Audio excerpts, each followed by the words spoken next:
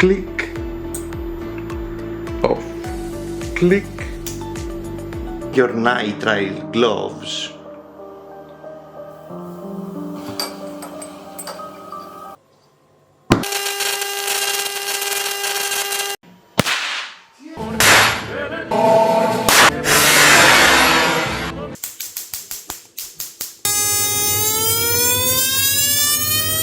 Discharge.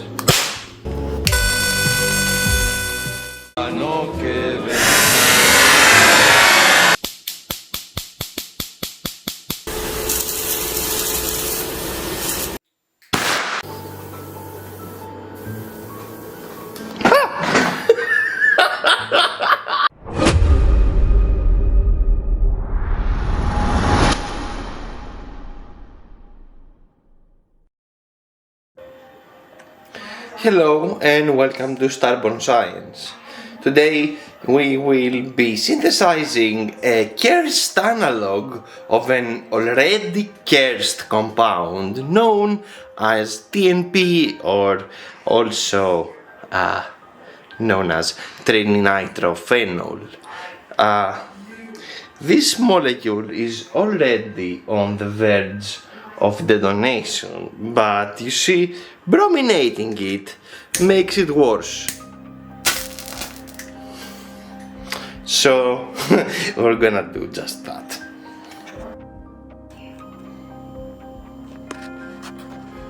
So here we have 5 grams, ignore the 263, of Trinitrophenol, which is our starting substrate.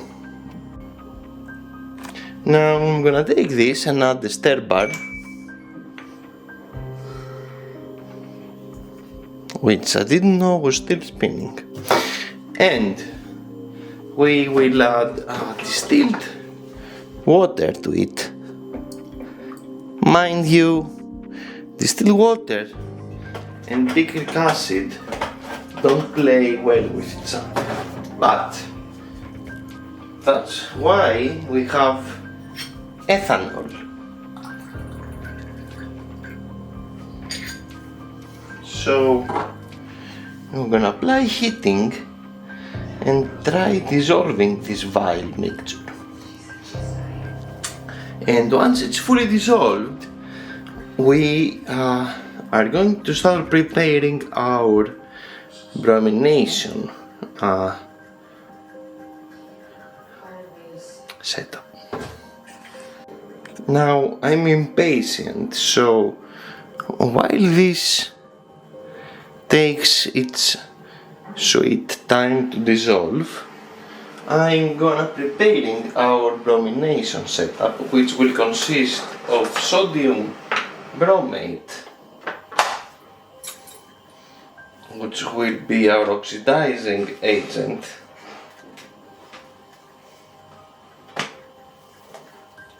if I can get this bottle open, which I did.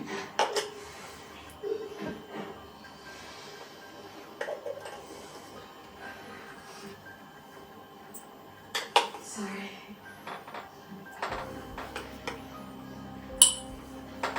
How far along are you?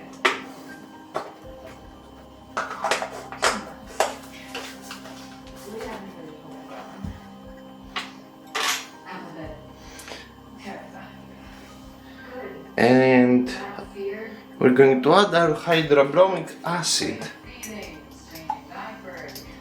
which will be our source of bromine, which will get oxidized by the bromate into elemental bromine, which will brominate the picric acid.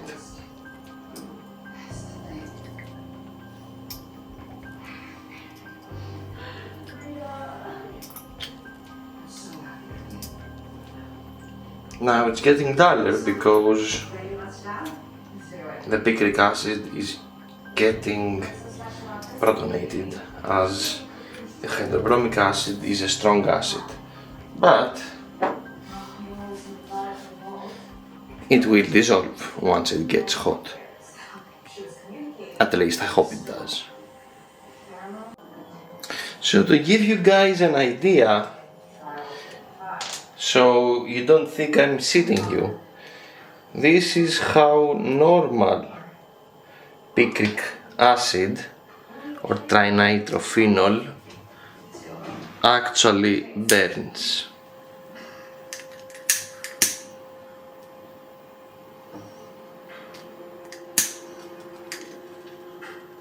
That's disgusting. But it's true. Okay, so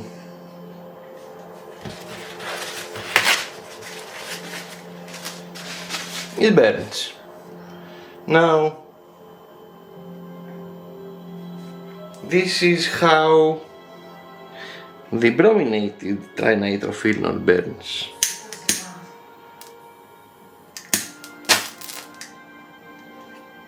So that's quite the difference. So everything has beautifully dissolved in this yellow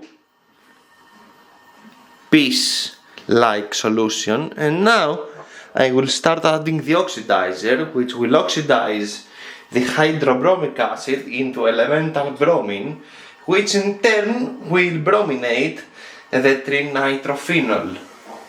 And you'll see that by the color of bromine, which will be released, and then will be slowly consumed as it will brominate the trinitrophenol into 5-bromo trinitrophenol. So here we go.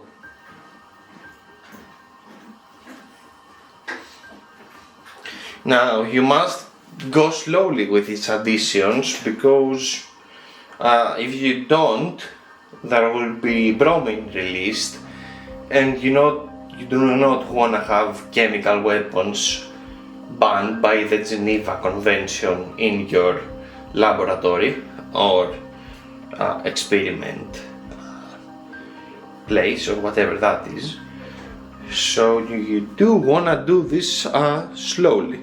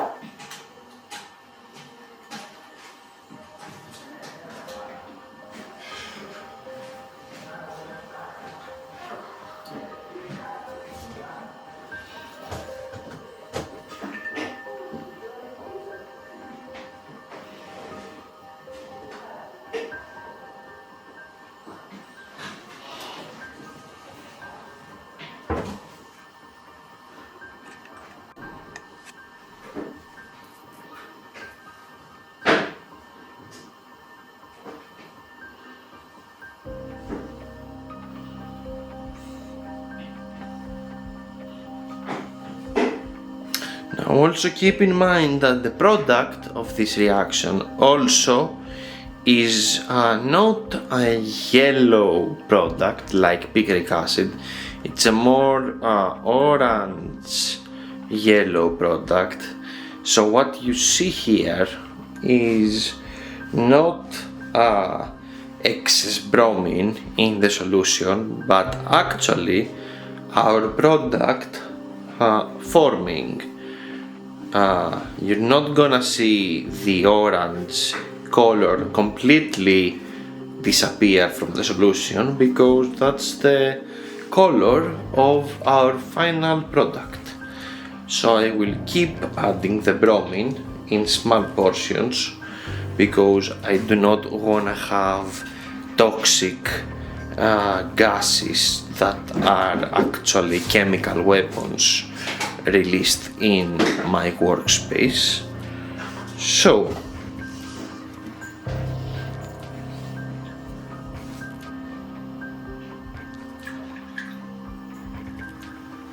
I may have over done this.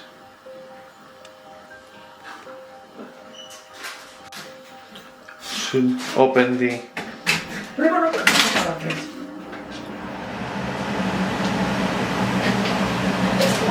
but as you can see the color quickly fades due to the bromine being immediately consumed by the picric acid, which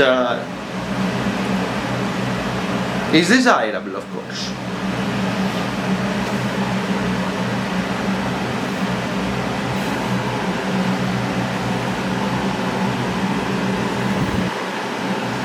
Oh, and here is my solution of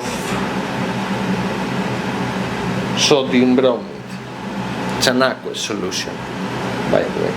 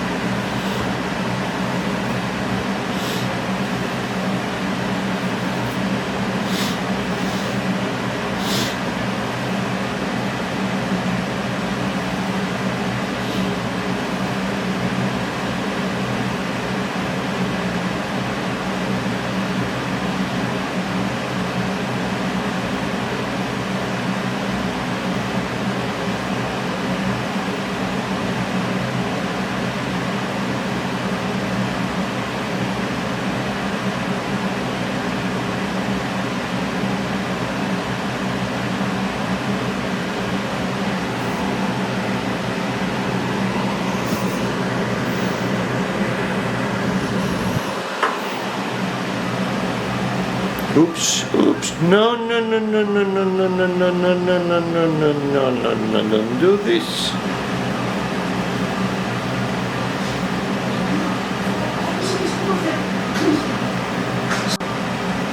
So,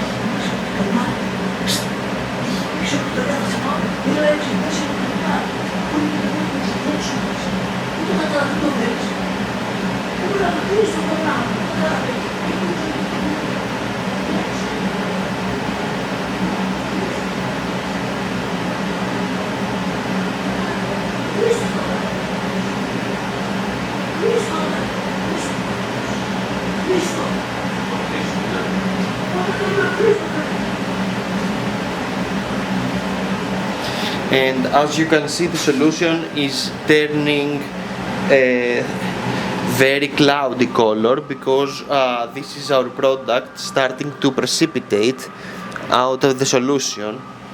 So now I'm gonna add the final amount of our oxidizer.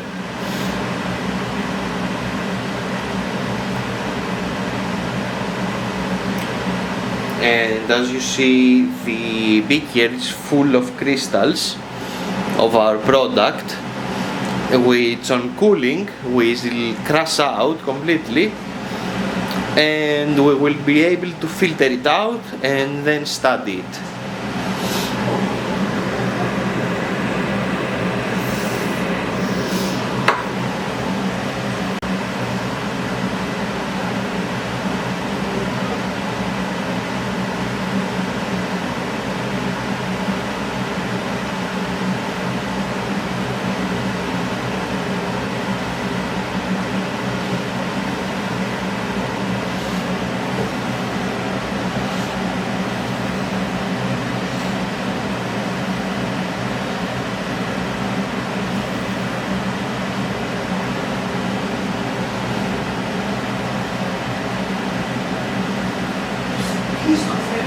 Τώρα κάτσε.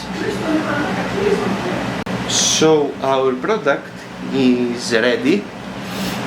As you can see from the cloudiness of the solution, there are many crystals that have precipitated, but this is nothing compared to the complete crash out of the product that will take place after I remove it from the hot plate.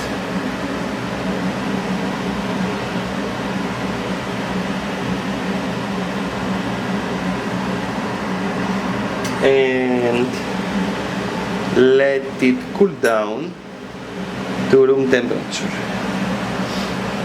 So I'll see you when that cools down. So as you guys can see, we have some beautiful crystals, and they certainly do not look like Picric acid crystals, which look more like needles. These look more like flakes, and I'm gonna let this sit for a bit longer. It's still warm to the touch, so as it cools down, more of this will precipitate. It's a less lot soluble in both ethanol and water, so the unreacted picric acid will stay in solution and this will precipitate, and then we will filter it out. And here are the crystals. As you can see, they are not the lemon yellow of picric acid. They are a deep yellow to orange color, which is indicative of the 5-bromo derivative of the picric acid. Now I'm gonna allow them to dry out and test them for you guys. So now that it's dry, let me do a flame sensitivity test.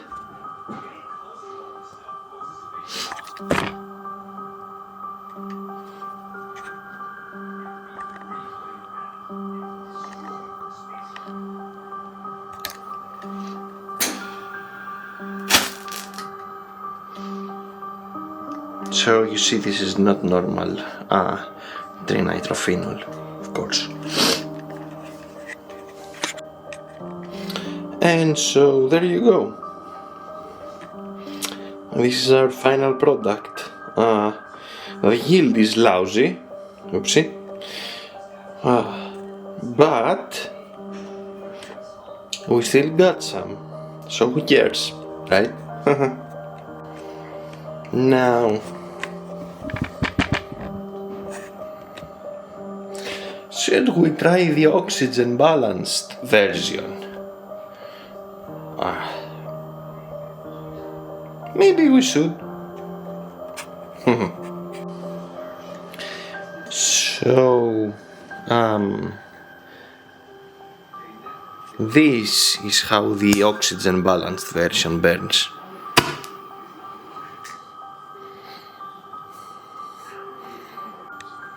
And this is 50 milligrams of the oxygen balanced version with 40% of potassium chlorate, confined in aluminum foil. So, this is the oxygen balanced version again with 40% potassium chlorate. Now, I have not tried this mix, so I don't know what will happen, but well, that happened. That was a full detonation. As you can see, there are fragments of aluminium all over the bed, which suggests a very brisant material.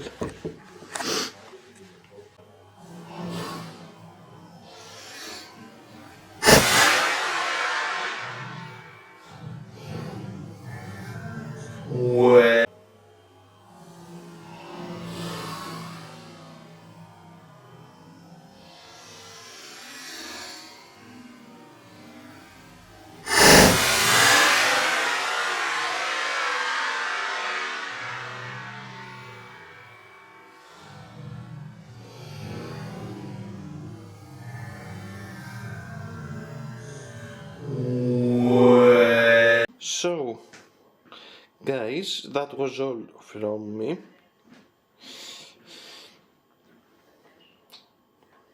Hope you liked the video. Click like if you did, don't if you didn't. Gonna see you in the next video. Till then, keep dreaming, keep exploring, and I will see you on the next one.